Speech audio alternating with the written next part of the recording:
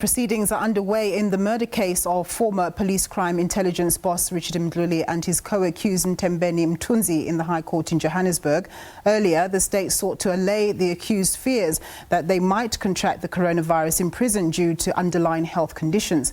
The case relates to the 1999 murder of Oupa Ramogibe, who allegedly had an affair with Mdluli's customary wife, Tshidi Buthelezi. Last year, Mdluli and Mthunzi were found guilty of kidnapping, common assault and assault with intent to cause grievous bodily harm. We cross live to those proceedings. In that his mother was unemployed, they had to depend on handouts from relatives.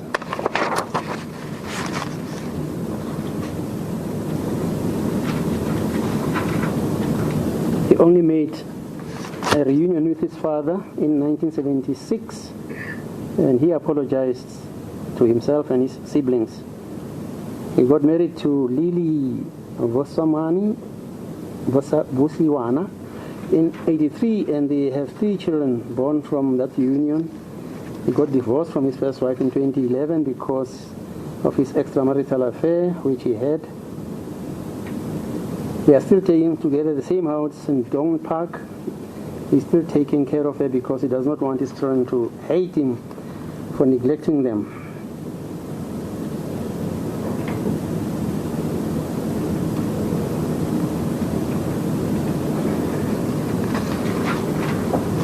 And these children, 5 of them,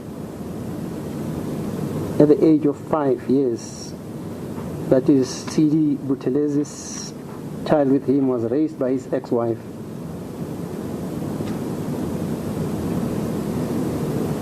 They are still together as husband and wife. She still loves him because they come a long way.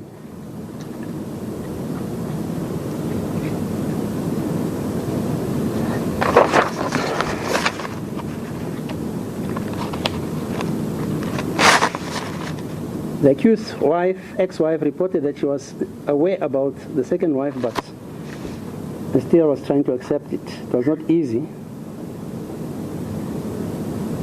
And the accused doesn't want to discuss this matter with her, or her, she doesn't want to discuss this matter because the accused's mind is always occupied.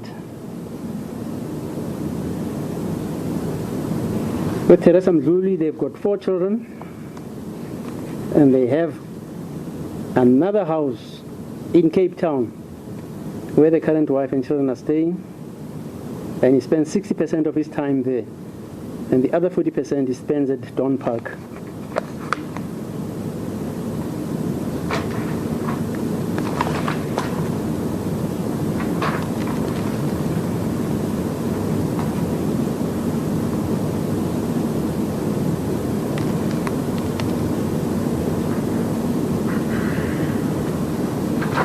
Interpersonal relationships, the accused reported that he's an introvert who is humble, is able to adjust to any situation. He does not have friends because he has witnessed many people who lost what they valued because of friends. He was, however, able to make his own decisions and always seeks to advice from his sister. He has a good relationship with his family, whom he loves, and he wants the best for them. He's a responsible father, loves helping his family and extended members if need be. He has been diagnosed with high blood pressure and he is on treatment. His wife, ex-wife, is a diabetic. She's also receiving treatment. He also has an acute pain on the back side of his body. He's not able to decipher what causes it. When the court asked him if it is a psychosomatic pain, he says he wouldn't be able to tell, but he knows after some time this pain attacks him on the back of the neck and body.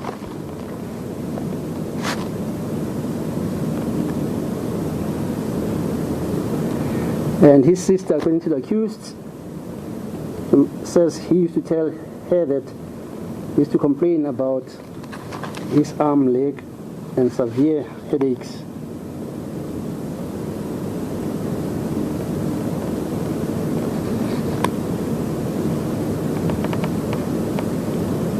As previously stated, he told the probation officer that he has 3 houses, one in Cape Town, one also in Brackenfell, and one in Don Park. He also has an empty stand in Thulamahashe, where he plans to build another house for his family. He has obtained. He joined the police in 1979 and he registered in 1989 at Reicher Park Missionary School, where he obtained a matric certificate, and then he registered for a National Police Administration diploma at a Technikon South Africa. He completed in 1991, and after that he obtained after obtaining his diploma, he registered for a BTech degree at a Technikon South Africa, and he completed in 2001. He is an avid reader of books.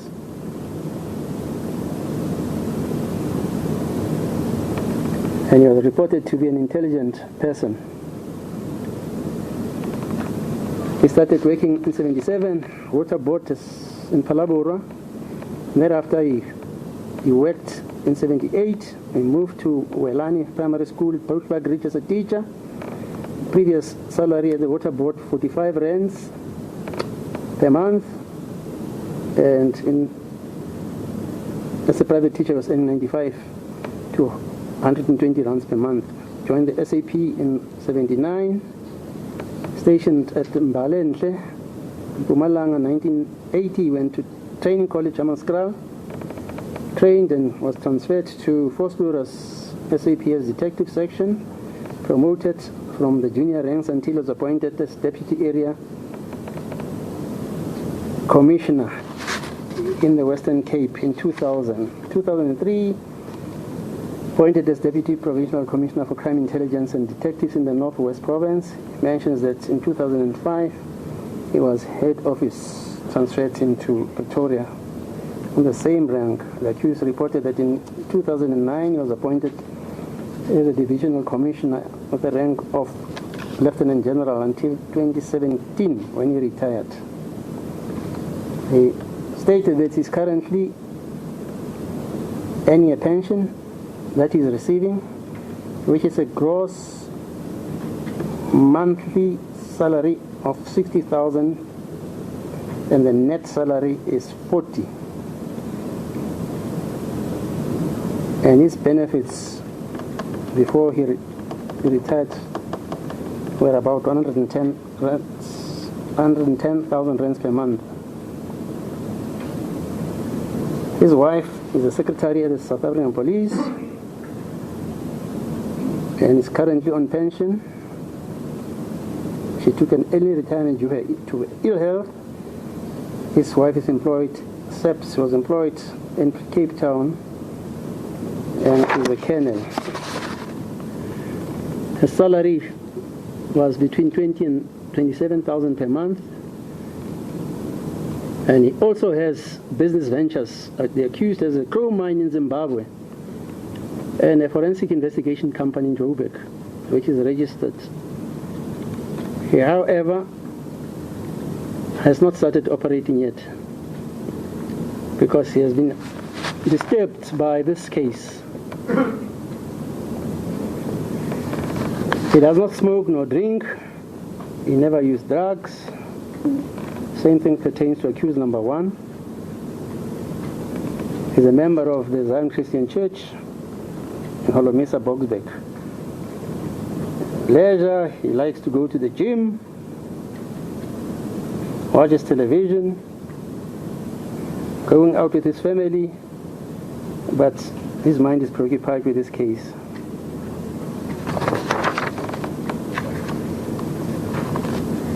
He's got no pending cases,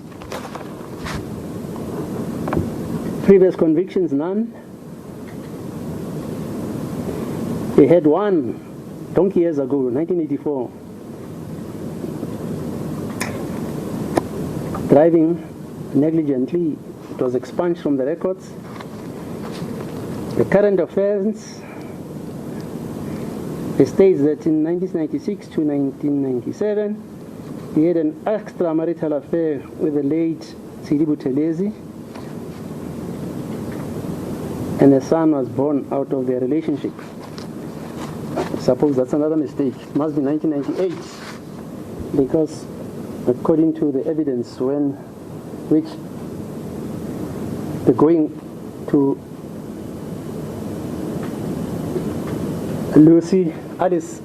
Alice's house by accused number 1 and number 2 is not denied. In August 1998. So that affair, according to the accused, was still going on.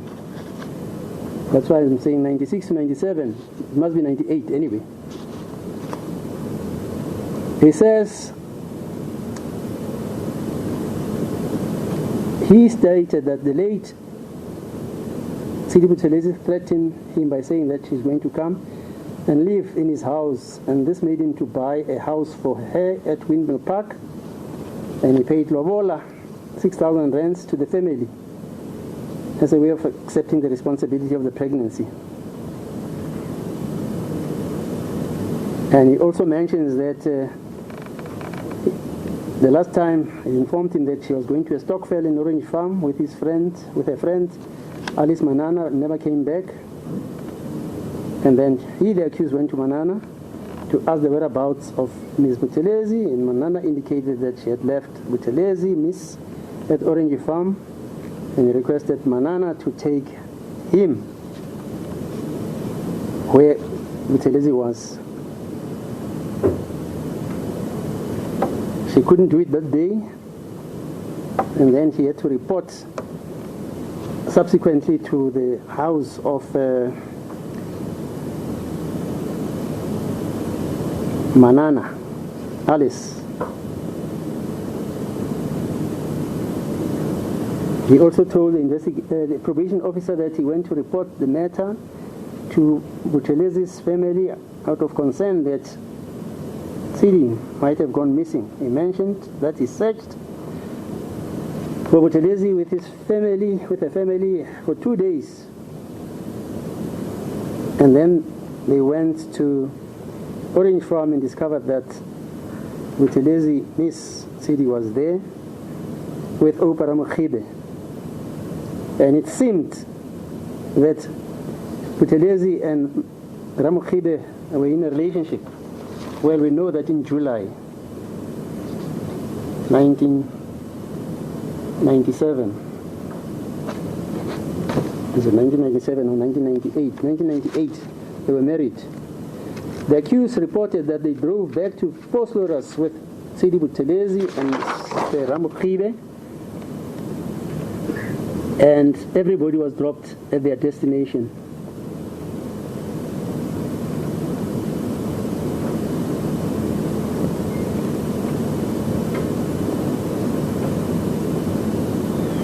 And then he says he went to search for Tshidi Buthelezi, and he was accompanied by Mr. Johannesburg Mthunzi, accused number 1. And he says after this incident, he separated with Tshidi Buthelezi. However, he asked that his son should be with or remain with him. And this they agreed to. The son was 5 years old there. He mentioned that during 1999, Oupa Ramogibe was shot dead in Vosloorus, and he was the suspect on the death of Oupa. He stated that the matter went to Boksburg Regional Court and the case was withdrawn against him because there was not enough evidence.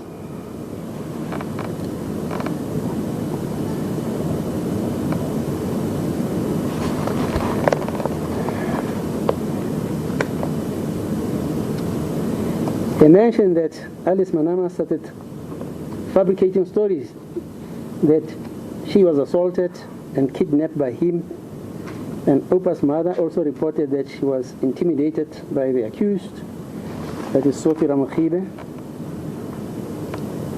and he stated that He was arrested on the 31st of March 2011, spent 21 days in custody. After that, he was accorded bail and released on bail of 20,000. He was framed with all the charges. He did not commit any of these offenses.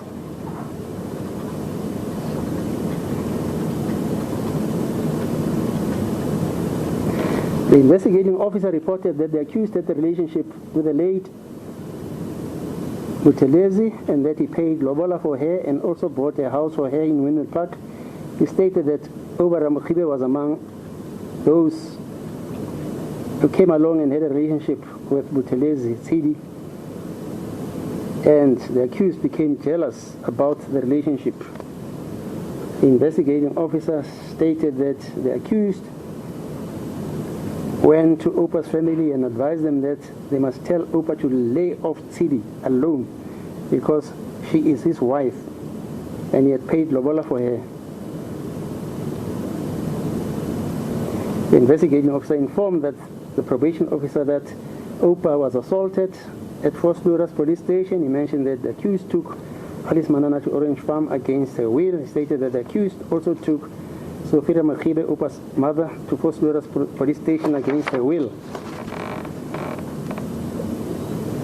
And the investigating officer also mentioned that Buthelezi Tshidi passed on due to illness and Oupa was shot dead at Vosloorus during 1999. And the accused was a suspect in the matter. However, the case was withdrawn against him. He stated that the accused has one previous case of negligent driving. The accused charges happened during 1997, and 1998. And that the Supreme Court of Appeal is the one that gave the instruction that the charges should be reinstated.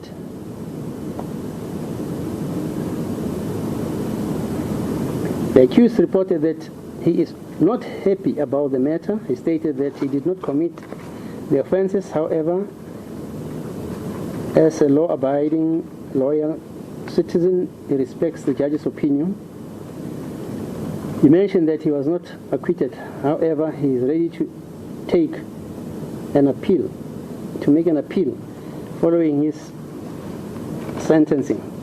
Evaluation. The accused is 61 years old, married, has 8 children, has 3 children from the first wife.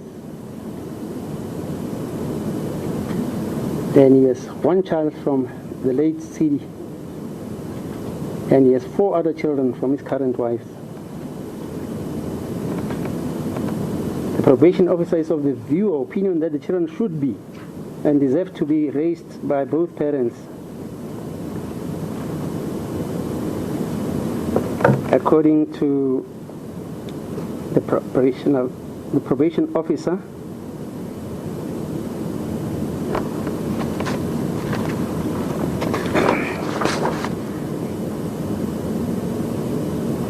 the accused needs were not adequately met by his parents. His uncles and family friends had to assist the accused and his family. He was teased by other children at school about the father who had neglected him.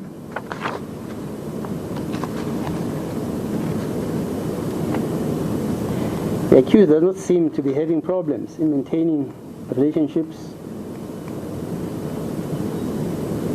The accused seems to have been affected by the fact that he had to grow without a father figure to guide and support him. The accused became independent at a young age due to family circumstances. He worked as a laborer and also a private teacher and subsequently as a police person.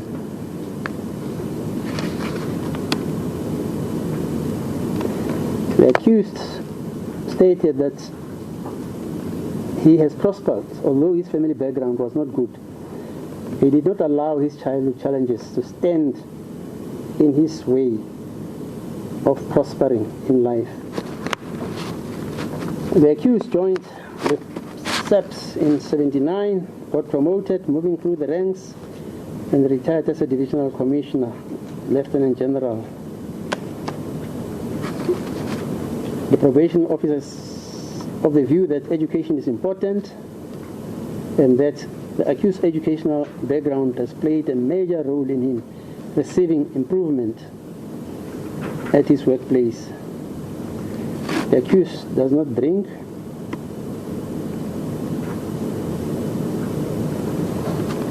He loves his extended family members.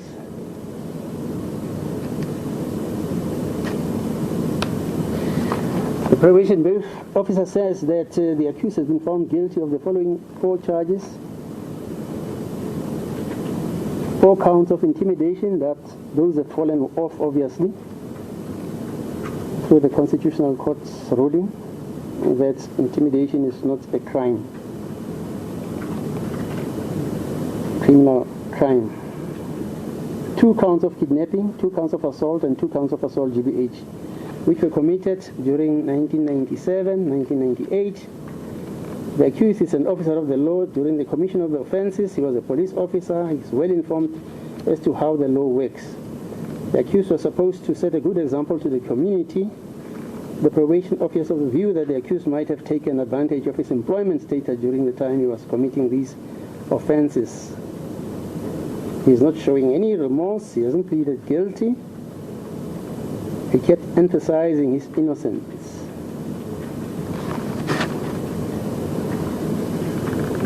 Given the circumstances, the probation officer is of the opinion that the accused has committed offences which are serious in nature, which are not in the best interests of the society, and that they are punishable by law. It should be, however, considered that such offences are prevalent in society and impact negatively on the safety of societies. The accused was aware of his actions and consequences thereof. The court has a duty to pass an appropriate sentence which equally balances the personal circumstances of the accused, the seriousness of the offense, and the interests of society. And the probation officer is of the view that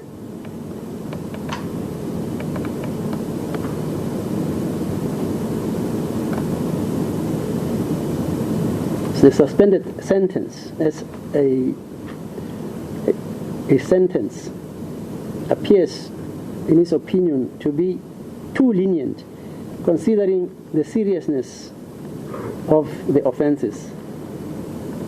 And direct imprisonment with correctional supervision in terms of 2761H indicates that the accused served a portion of his sentence in custody, and after serving that portion, he must be released under the supervision of the correctional officer. The probation officer also view that the sentence option is not suitable for the accused because the accused does not have any previous conviction. He has a minor, children who are dependent on him, his ex-wife, diabetic, and he's the one who's taking care of her medical bills. What about direct imprisonment? The probation officer says she's of the opinion that this is too harsh to impose and recommends that it must not be considered. The accused does not have any previous convictions. He's a pensioner. He's also suffering from high blood pressure. And the accused is of the probation officer is of the view that imposing a jail sentence will not be in the best interests of the accused because he is an elderly person. Furthermore, he has minor children. And the probation officer is of the view that correctional supervision is suitable for the accused because he's a first-time offender and because he had a difficult childhood.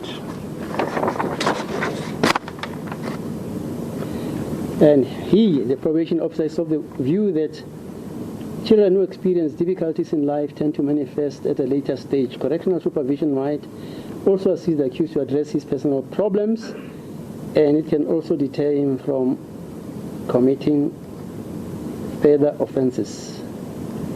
And the accused requires programs that will assist him in rebuilding his character and self-containment. And the recommendation is that the accused be sentenced in terms of Section 2761H of the Act.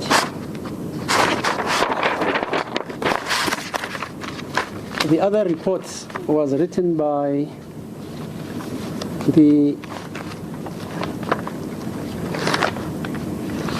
officer who supervises inmates who are sentenced to correctional service sentences, Mr. Mapitsa. Basically, his report is that they've got facilities and the expertise and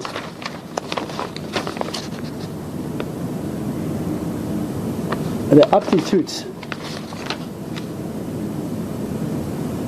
if the accused is restricted to the district of Boksburg,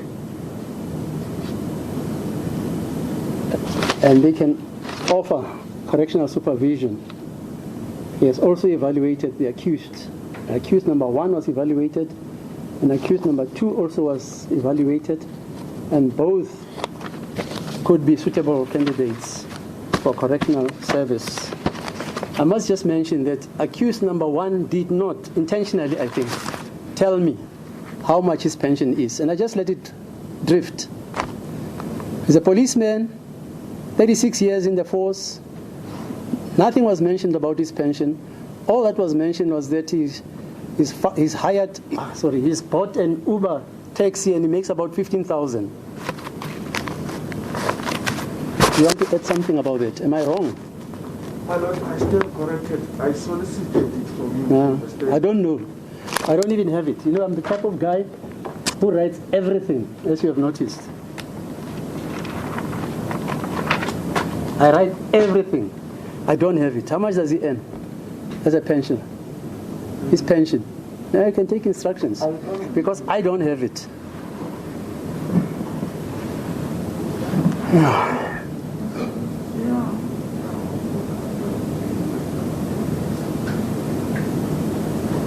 No, his lordship must have missed it. How much? It's 25,000. Okay, fine. I must have missed it. 25,000 rands, okay.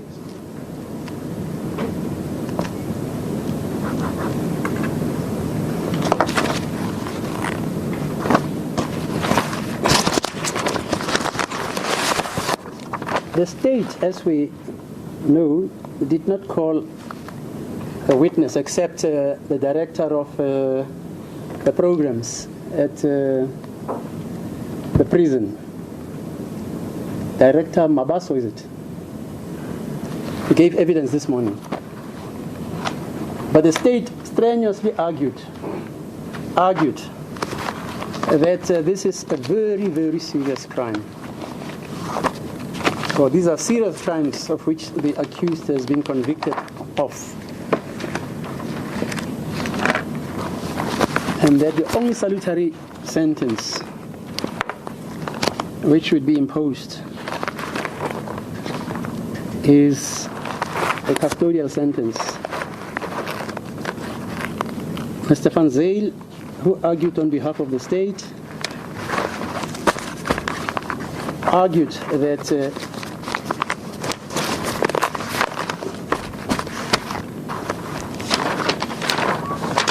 retribution in this instance must come to the fore because of the seriousness of the offenses and because of the status of the accused. When he quoted the case of State versus Swart, it's a judgment by Nugent, who says although there is an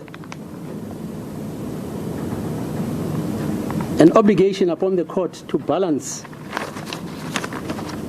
all the 4 factors which govern sentence: rehabilitation, preventative, reformative, and retributive. As Justice Holmes said in the case of State versus Rabi, that these factors, the court must balance them equally or take into consideration their impact having regard to the facts of the case. I've already quoted even a case by Fagan, where Fagan makes the proposition that because of our besting jails, other methods of sentence should be investigated. But obviously, it must be case and fact-based.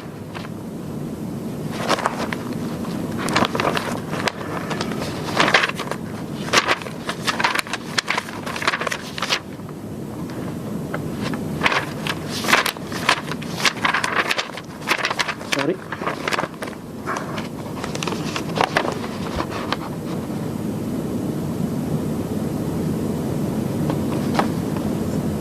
Mr. Van Zyl argued on behalf of the state that what's an aggravating factor in this case is that the accused have not shown any contrition and have not shown any remorse. But it is straight law that they don't have to show any remorse or contrition. As a matter of course, they make that choice because they have a constitutional right to plead not guilty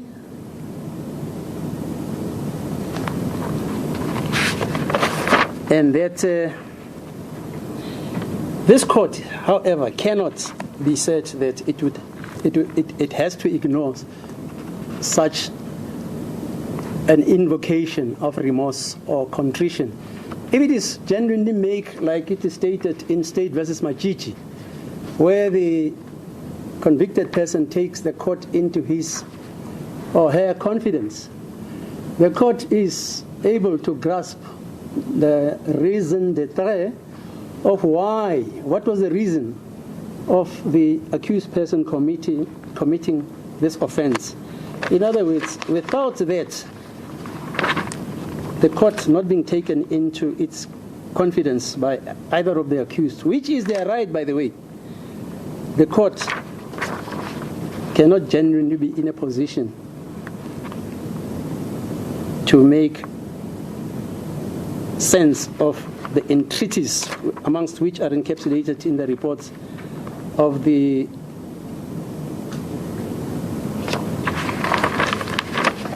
probation officers.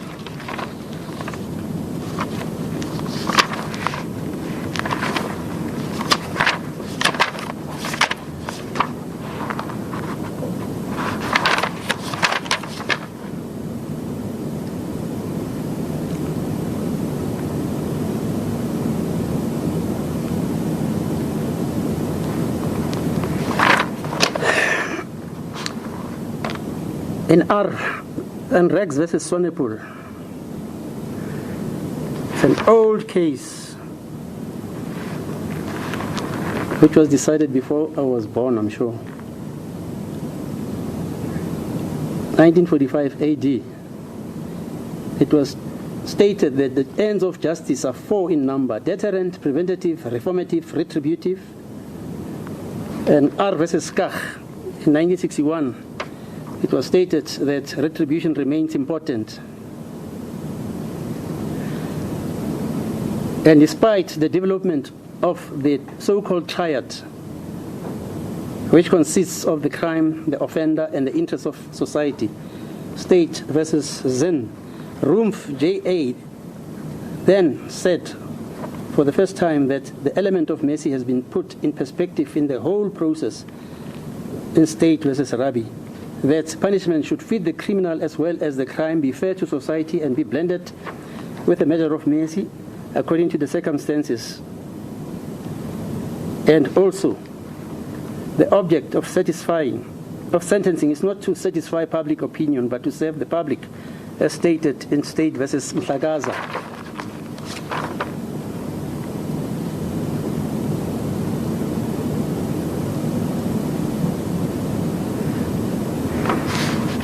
Judge Willis, in the case of State versus Van Lochenberg, in 2012, 1 SACR in this very court, said this, that sentence has 5 important functions: must act as a general deterrent. In other words, it must deter other members of the community from committing such acts or thinking that the price of wrongdoing is worthwhile. It must also act as a specific deterrent. In other words, it must deter individuals from being tempted to act in such a manner ever again. 3, it must enable the possibility of correction unless this is very clearly not likely. As we say, there is no need for any correction anymore in this case. Rehabilitation, it must be protective of society.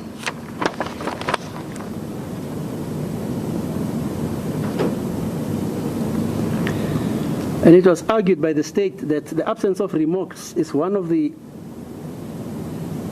features or factors which a court must take into consideration in its interrogation as to what is an appropriate sentence.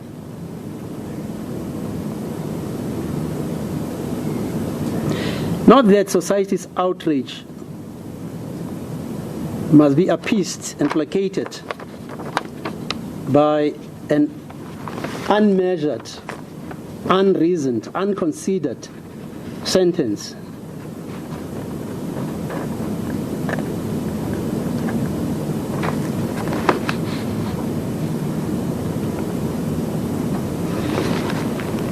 And then in AS versus AU and others, it was stated that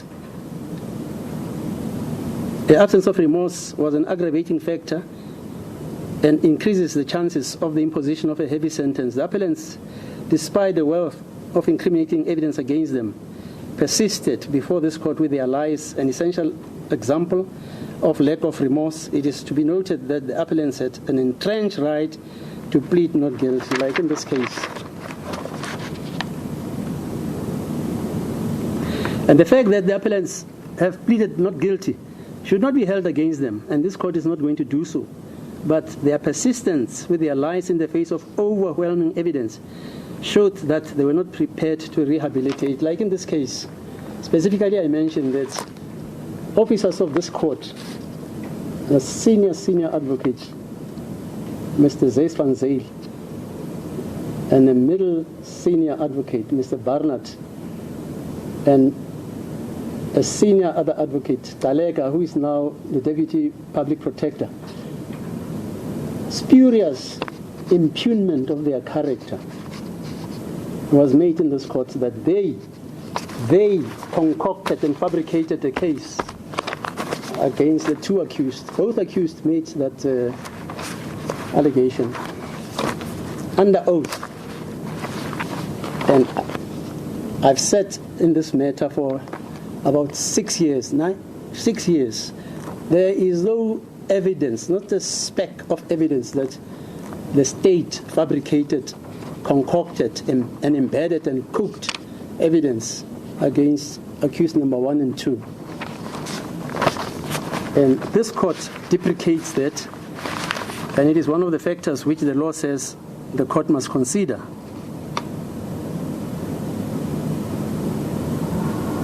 And this was in the case of state. All right, the judge there working towards delivering his decision in terms of the sentence that's going to be given to Richard Mdlulu and the second accused. He's focusing a lot on what he sees or perceives as a lack of remorse in the crime that took place, and he's citing a lot of case law in this regard. And of course, if he feels that there's no remorse, that sentence could be quite harsh. We're going to say goodbye. SA Today will have more news for you at the top of the hour. We'll see you tomorrow.